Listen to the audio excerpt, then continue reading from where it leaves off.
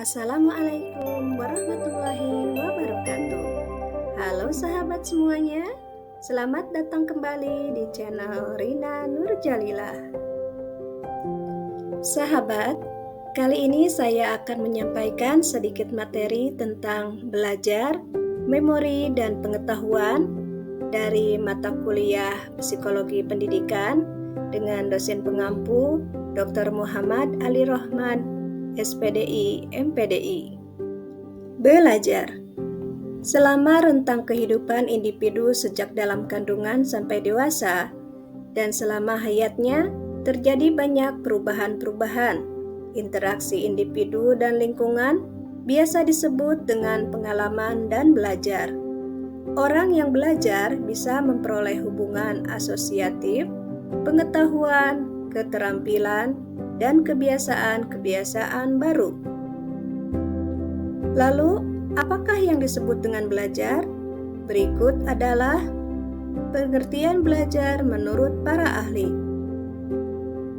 Di antaranya, menurut Skinner di tahun 1956, ia menyatakan bahwa belajar adalah suatu proses adaptasi perilaku yang berlangsung progresif. Progresif maksudnya berkeinginan untuk bergerak maju. Selanjutnya, On Road di tahun 2020, ia menjelaskan bahwa 1. Belajar adalah perubahan jangka panjang. Karena itu, bukan sekedar penggunaan informasi sementara. Misalnya, hanya mengingat nomor telepon singkat pada saat melakukan panggilan telepon, atau menyebutkan beberapa angka bagi anak yang mulai suka meniru. 2. Belajar melibatkan representasi mental atau asosiasi yang pada intinya merupakan fenomena yang terjadi di otak. Misalnya, anak mengingat warna biru karena sebelumnya pernah melihat langit yang berwarna biru. Dan yang ketiga, belajar adalah perubahan karena pengalaman, bukan hasil pematangan fisiologis, kelelahan, atau pengaruh obat-obatan.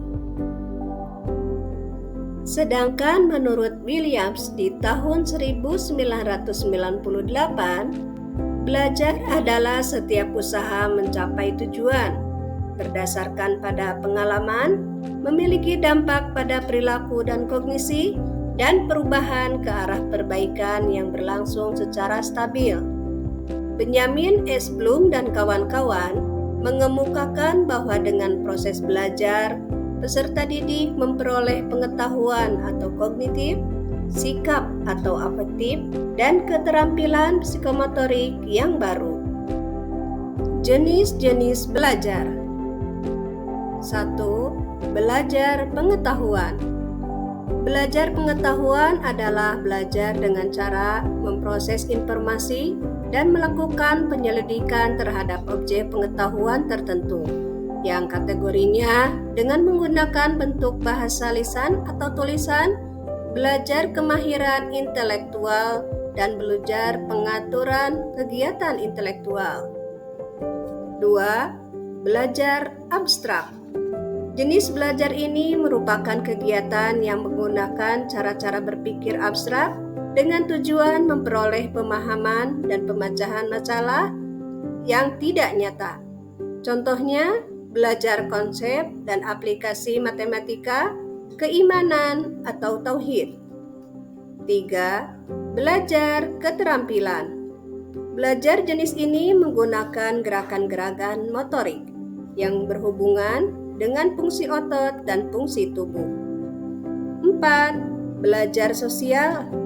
Belajar sosial adalah belajar untuk memahami hubungan sosial antar individu, berinteraksi dan bekerja sama dengan orang lain, serta memahami dan mampu memecahkan masalah dalam hubungan sosialnya.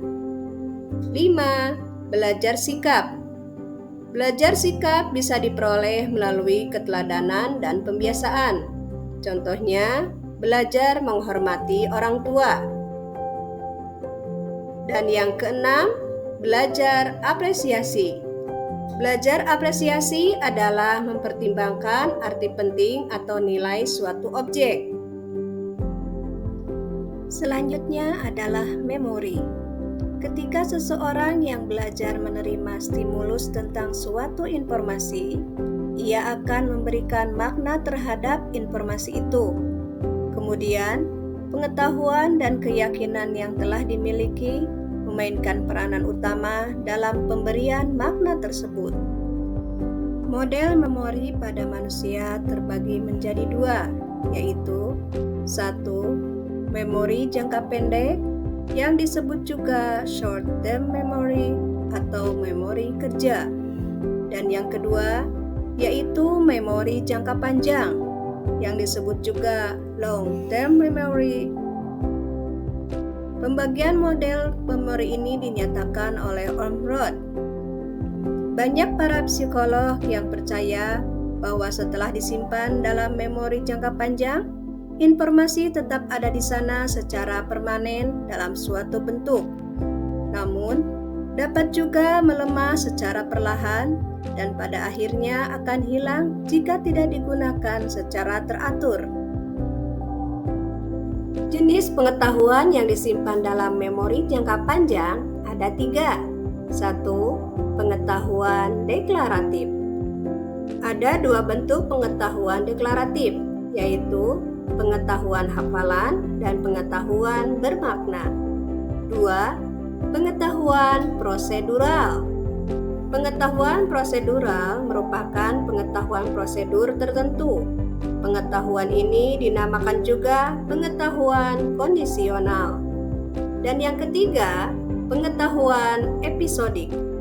Pengetahuan episodik merupakan bagian dari pengetahuan deklaratif yang lebih condong kepada kepribadian, autobiografi, peristiwa-peristiwa, dan sering ditimbulkan secara emosional oleh memori.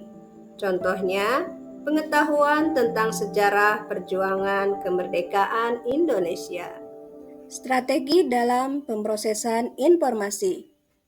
Cara untuk memperkuat ingatan atau memori antara lain dengan melakukan 1. Overlearning, yakni melanjutkan proses belajar meskipun sudah menguasai suatu materi. 2. Strategi mnemonik, yaitu strategi dalam mengingat sesuatu yang digunakan ketika tidak ada pengetahuan sebelumnya yang relevan. Teknik yang biasa digunakan antara lain mediasi verbal dan kata kunci. 3. Strategi dalam membaca, misalnya dengan cara merangkum materi pelajaran. Dan yang keempat, strategi dalam menulis, di antaranya yaitu dengan TVW, Think, Plan, and Write, yaitu berpikir, merencanakan, dan kemudian menulis. Demikian rincian materi dari pembahasan tentang belajar, memori, dan pengetahuan pada mata kuliah Psikologi Pendidikan yang saya sampaikan. Mudah-mudahan bermanfaat bagi para sahabat semuanya. Dan mohon maaf apabila ada kesalahan dan kekurangan. Mudah-mudahan kita bisa bertemu dengan materi yang lainnya. Terima kasih atas perhatiannya. Wassalamualaikum warahmatullahi wabarakatuh.